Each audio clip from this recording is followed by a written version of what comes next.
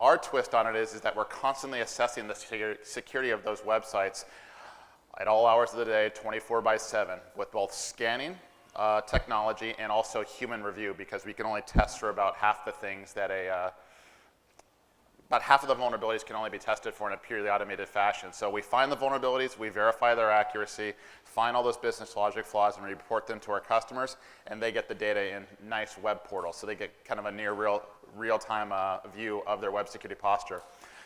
They can then import those results into web application firewalls, GRC systems, bug tracking systems, you name it. So that's kind of the idea. What this view gives us is a view into who's vulnerable to what and how often. It's a really interesting way to look at website vulnerability data. So that's the premise here. I get to study web security nonstop, and this is the history. Insecure websites right now are the #1 reason for breach, data loss, and malware propagation, or very close to it. Does anybody disagree? No one? You sure? It's okay. Well, don't take my word for it. I read the same security reports you do, and I read every one I could find, and then this is true according to basically every industry breach report that I've read or that's available for the last 5 years. And I get asked about this all the time because, there's nothing terribly new about SQL injection and these exploits, that we haven't seen the last 5 years. Nothing about cross-site scripting, denial of service. They're all pretty much, we all know how this stuff works. We know what they are and know how to fix it. So why do we still have all these breaches? So there's 3 reasons we can consider, and I'm going to focus on the 3rd one, but one is the web is really big. Something a little over 670 million websites out there, so there's a lot of buggy legacy web code out there that we're cleaning up. Jim and I, Jim Manico, wherever Jim is, we're kind of like the internet security janitors in a lot of ways. Budget misallocation, there's about $1 billion being spent or so in web security when you throw everything in, but about $12 billion spent on antivirus. I would like to see more of the money spent on web security so the viruses don't get there to begin with. 3rd is the best practices. Our industry is littered with so-called best practices. Things like developer training. I don't like the secure code review, security frameworks, QA testing, and web application firewalls and the like. I do not believe in our industry there's any sacred cows, and I try to blow up all the preconceived notions, all the conventional wisdom out there with data. So this is, I found this quote a couple of years ago, and it kind of defines most of what I do, the research at WhiteHat, because I have about 250 terabytes of web security vulnerability data. When you can measure what you are speaking about and can express it in numbers, you know something about it. When you cannot express it in numbers, your knowledge is of a meager and unsatisfactory kind. It may be beginning of knowledge, but you have scarcely in your thoughts advanced to the state of science. I would very much not want to be one of those security experts that just spouts this stuff without data to back it. And that's where I find most of the industry is that they'll say, here, do this best practice. And if you press on it and say, can you show me some data, some evidence, some study that says why this works, whether it's developer training, web application firewalls, or whatever the case may be, our industry has very, very little of it. That's nothing but anecdotal data. So I'm going to back into this stuff because I'm pretty harsh on this stuff. So I mentioned we assess websites all the time, so we get to know how many vulnerabilities are on the average on the given website. We have a historical trend on it. Way back in 2007, we were finding over 1,000 different discrete vulnerabilities per website. Given my abridged time frame, I can tell you how we count this stuff later, but these are serious vulns. These are not like you're missing SSL or you have autocomplete turn on your forms so you don't have a secure cookie flag. No, these are ones that are exploitable that make you headline news. And it's been getting better. Websites have been getting more secure, at least the ones that we're testing are, all the way down to 56 at the end of last year. So the average website had about 56 discrete vulnerabilities per year. I can break them down by industry. The average percentage of vulnerable sites on that column there. You see, let's say the average 86% of the social networking sites had at least one serious vulnerability. 100% of the manufacturing did. Average vuln counts, remediation rates are hovering right around 50 to 60%. 50% to 60% of the vulns we find have been fixed. That's it. I would like to see the numbers in the 80s or 90s, if not higher. But also, I want you to look at the average time to fix is there. When a vulnerability is found, we tell our customers everything about it, what it is, what it means to them, the severity, what bad guys can do with it, where it is, and how to fix it. It's their job to fix it because these are custom web application vulns. These are not CVE stuff that you can fix with a patch. It takes our customers, and these are the ones that really, really care about security, otherwise we wouldn't be there. It still takes them weeks to months to fix these issues on average. This is the top 10 or our top 15 as of 2012. 54% of the websites we tested for had at least one instance of information leakage. 52% had at least one instance of cross-site scripting. But here's the one tiny bit of good news in web security that you'll find. You see a little pink down there in 7? That's SQL injection. That's the one that gives us oh so much pain. It actually is no longer in our top 10 as far as pervasiveness. It actually dropped out. It used to be 15, 20% in years past. But I guess bad guys have been forcing the issue, and it's now dropped to number 14. So things are getting better. I just put up there quickly. If you're in the banking sector, retail sector, if you're interested in our report, we have our industry scorecard. So if you happen to know your stats, you can see how the rest of your industry is doing. So you can kind of compare yourselves out there. It's kind of an interesting way. Another piece of data that I like, this is not WhiteHat data, this is WASC data from the Web Hacking Incident Database, because we want to know not only what the bad guys could exploit, that's the stuff that we find, but what the bad guys actually do exploit. And the Web Hacking Incident Database kind of gives us some insight into that. So the big blue bar there is, from news stories. We really don't know how the website got hacked.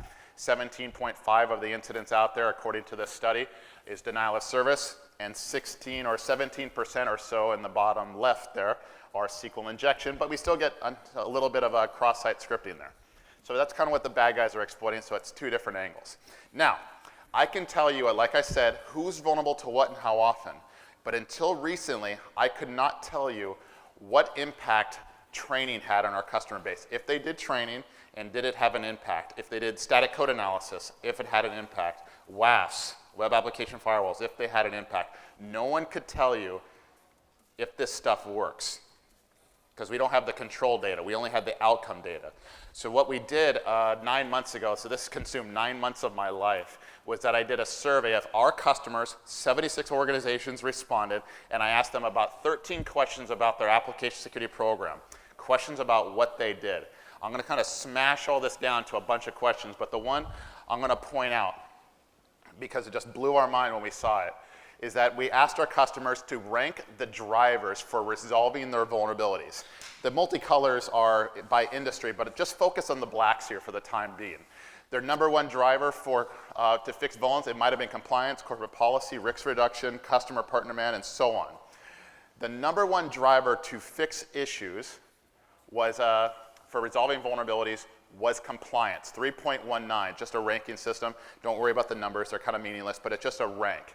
Compliance beat out risk reduction by the tiniest fraction, so compliance was the number one driver to fix vulnerabilities. We asked the opposite question because, again, we saw 5 minutes?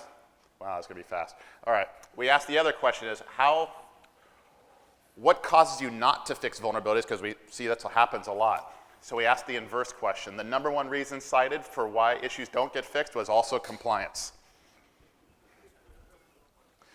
Compliance, as it's been said, is not the floor, it is very much the ceiling. Once you get done with compliance, you're exhausted and have no more resources or tolerance for anything else, so that's where you stop. Compliance is hindering us. Compliance makes us get hacked. I have the data to prove it. We also asked our customers if they've been breached, or I'm sorry, if they've been accountable. This is accountability. About a quarter of our customers said when a breach happens, the board of directors is accountable. 80% said the security department. So there is some accountability out there. I mentioned breach a moment ago. Of those 76 organizations, roughly 1/4 were breached. 77% were not. We're going to focus on the breach ones. We're going to go this real fast. Only got probably 4 minutes, right? So, top bar here. This is correlation between training and if they've been breached.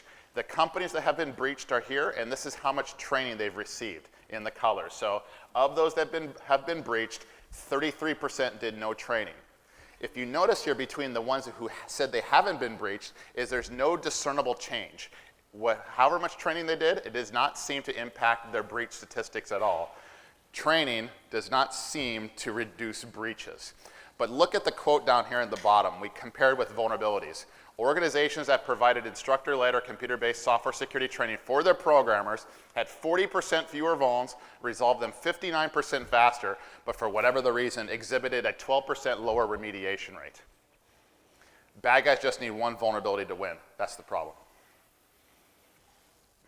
I'll skip by. That's application that frameworks there. Yeah. Breach versus not breach, and if they've had a security framework, doesn't seem to be any discernible difference between breach. But check this out. Software, those that had a framework in place had 64% more vulnerabilities, resolved them 27% slower, but they did demonstrate a 9% higher remediation rate. This is contrary logic, but it's the data that it says. How about static code analysis? Maybe that makes a difference. Doesn't look like it in the breach versus non-breach. Doesn't look like static analysis helps you not get hacked. But those who did static code analysis on their underlying web applications, for whatever the reason, they had 15% more vulns, resolved them 26% slower, and had a 4% lower remediation rate. We don't know if this is an indictment of the SCA space in general or the products that they were using in question, but for whatever the case, that's the numbers. And the last one I'll give you here is web application firewalls. No discernible difference in breach data. Web application firewall deployment, they had 11% more vulns, resolved them 8% slower, and had a 7% lower remediation rate. This is craziness, right? So what we started looking at the data on, we started spot checking stuff, and we saw clearly so there's customers who are getting no value from this stuff, and clearly there are some that are, and somewhere in the middle you get an average like this. So there's something else going on here. I'm going to try to find it here for you. So quickly, drivers, these are drivers, number one drivers. Corporate policy matters a lot, but I'm going to jump here. If you just, for one moment here. I'm going to jump down over here.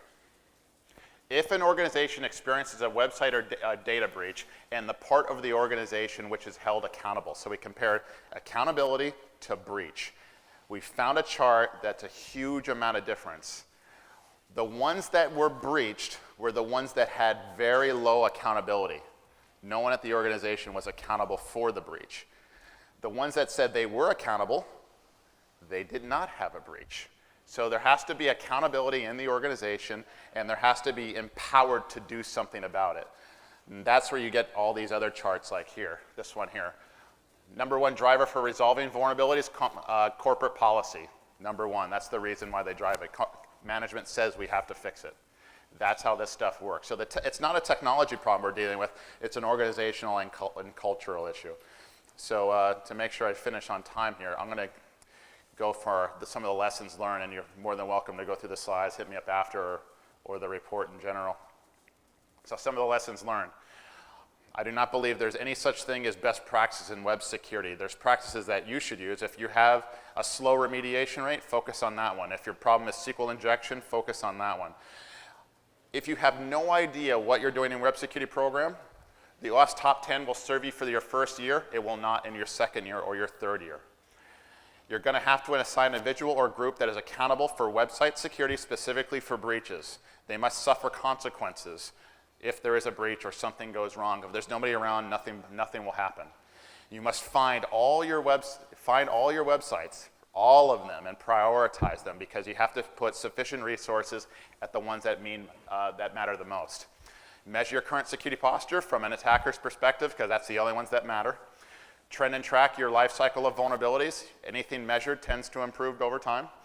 Fast detection and response. You will get hacked. It's only a matter of time. WhiteHat, we're no different in that regard. So you want to be the first ones to detect it, not the last ones. You don't want somebody calling you and go, hey, what's up here? And you want to be able to respond to these incidents, and that will keep you out of trouble. So that's 15 minutes of web security.